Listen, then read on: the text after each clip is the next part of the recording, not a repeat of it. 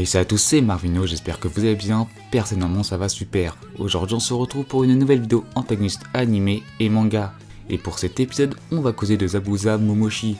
Mais avant que la vidéo commence, n'hésite pas à liker, à t'abonner, à commenter pour soutenir la chaîne. Bref, tu connais le charabia, place à la vidéo.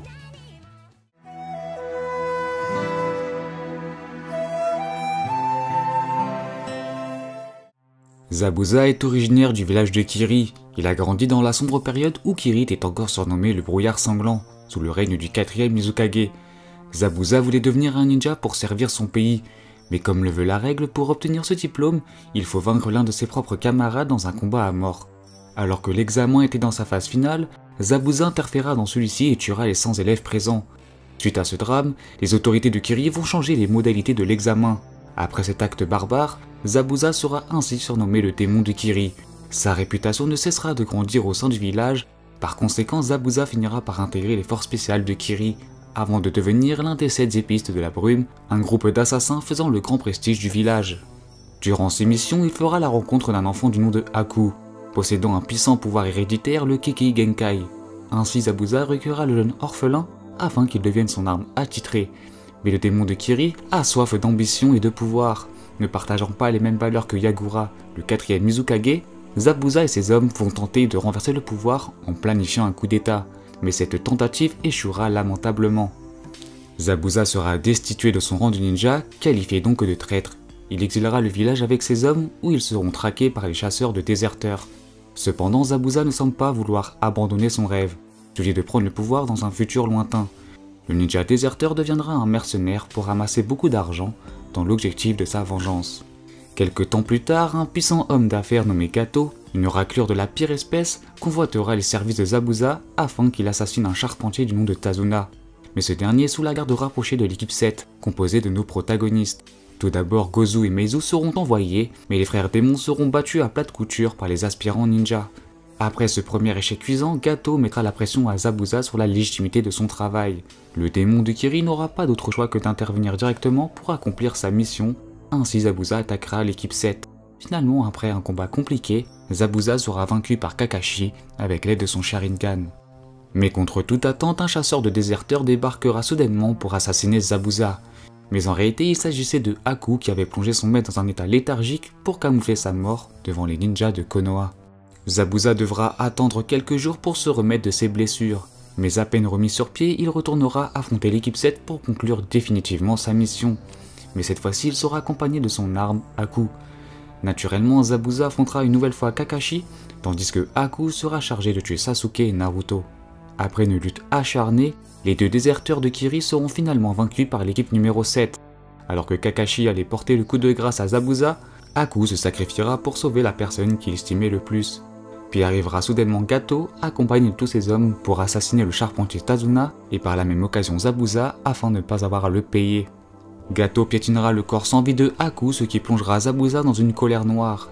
Il usera de ses dernières forces pour décapiter l'horrible mafieux. Toutefois ses blessures auront raison de lui. Zabuza demandera une dernière requête à Kakashi, celle de pouvoir mourir aux côtés de la seule personne qu'il a aimée, son compagnon Haku. C'est avec le cœur léger que partira Zabuza, le démon de Kiri.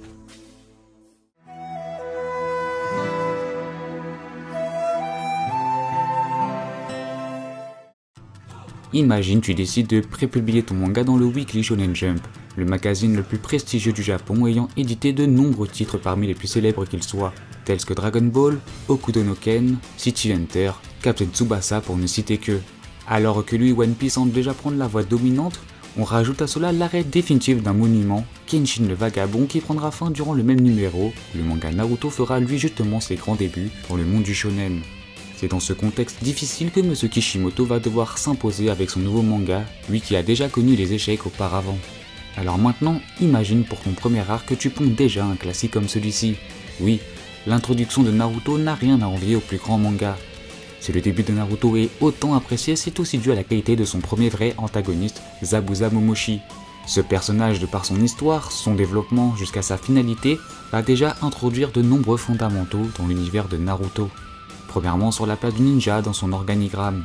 Avant l'introduction de Zabuza, le lecteur a une vision assez niaise du sujet. Porté par le point de vue des kings de Konoha, ainsi devenir un ninja c'est faire la fierté de son village, être donc pleinement reconnu par les siens. une signification tellement symbolique pour certains qu'elle ne cessera de faire rêver le jeune Naruto. Mais cette vision utopique du monde ninja sera rapidement brisée lorsque nos héros seront confrontés aux ninjas de Kiri. Dès son enfance, Zabuza est maculé par le sang et la mort, conséquence d'un village dirigé par un Kage aux positions tyranniques, un village heurté par la guerre et la pauvreté. Tel est le lourd contexte dans lequel Zabuza et tous les villageois de Kiri ont grandi. Si de son côté Naruto a bel et bien connu la souffrance lui d'être un enfant persécuté, il n'a cependant pas encore connu la difficulté de grandir dans un monde en pleine période de guerre. Celle où les ninjas sont convoités pour leurs compétences, mais sont aussi vite jetés pour leur incapacité. Au-delà de l'opposition entre Kakashi et Zabuza, le genou de Konoha sait ô combien les propos du démon de Kiri sont réels. En effet, Kakashi a évolué dans un contexte assez semblable à celui de Zabuza.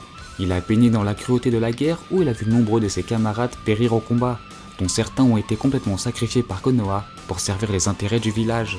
Mais pour revenir à notre guénin préféré, c'est dû à sa confrontation contre Zabuza et Haku que Naruto va prendre conscience sur la signification de devenir un ninja. Une sombre voie qui semble déjà toute tracée. Ainsi, pour la toute première fois, Naruto sera en total désaccord avec les mœurs du monde ninja, comprenant toutes les difficultés que ce lourd fardeau peut engendrer. Naruto va donc tracer sa propre voie, un chemin qui sera semé d'embûches afin de trouver son propre Nindo. Mais alors qu'en est-il de la raison d'être des ninjas si en fin de compte ces derniers ne sont que de simples pions jetables au sein de son organigramme? Pourquoi combat-il? D'où tire-t-il finalement toute cette force?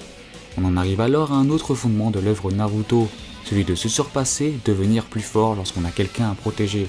Bon, en réalité c'est un procédé scénaristique qu'on retrouve dans quasiment tous les shonen neketsu, mais le manga Naruto sait correctement utiliser ce procédé sans jamais trop en abuser, ou du moins à ses débuts. Prenons directement l'exemple de Zabuza, cet homme rejeté et qualifié de traître par son propre village pour lequel il aurait donné sa vie. Mais si Zabuza a trouvé le courage de survivre dans ce monde qui tente pourtant d'effacer toute trace de son existence, c'est parce que le démon a lui aussi trouvé cette personne à protéger. Zabuza tire donc sa force des ténèbres, mais aussi de la seule personne qu'il chérit, Haku, ce garçon profondément gentil. Dans cet univers impitoyable, un peu de douce poésie ne fait vraiment pas de mal. Je dirais même qu'on a besoin de ressentir cela lorsqu'on regarde Naruto. Ce sont toutes ces petites choses qu'on aime adorer dans cette œuvre, qui sait parfaitement nous retransmettre ses émotions à travers tous ces différents personnages. Dernièrement, je voudrais parler d'un point plutôt négligé lorsqu'on parle de Zabuza et qui pourtant je trouve vraiment intéressant. En effet, dès le premier arc de Naruto, le protagoniste va être confronté à un ninja qui aura échoué à atteindre son rêve. Le rêve de Zabuza n'est pas sans rappeler exactement le même que Naruto Uzumaki. Voilà les conséquences d'un rêve brisé, la déchéance de Zabuza, un homme qui avait tout pour devenir l'un des plus grands ninjas de son village. Une leçon de vie que Naruto devra en tirer référence s'il souhaite atteindre son rêve sans vouloir sauter les étapes, apprendre à connaître l'échec. Pour conclure simplement cette vidéo, c'est après avoir fini l'arc Zabuza que je savais pertinemment que le manga Naruto allait rejoindre le panthéon des plus gros shonen. Enfin du moins dans mon cœur, cette place lui est entièrement dédiée. Zabuza est un perso incroyable, il a marqué son empreinte dans la licence Naruto et seulement en quelques tomes. J'en reviens toujours pas que Kishimoto ait pu pondre un antagoniste pareil pour son premier arc d'introduction. Note finale, 16,5/20. Et voilà, c'est déjà la fin de cette vidéo, donc si la vidéo t'a plu, n'hésite pas à liker, à commenter, à t'abonner pour soutenir la chaîne. Tu connais Charabia, c'était Marvinho, à très vite, ciao.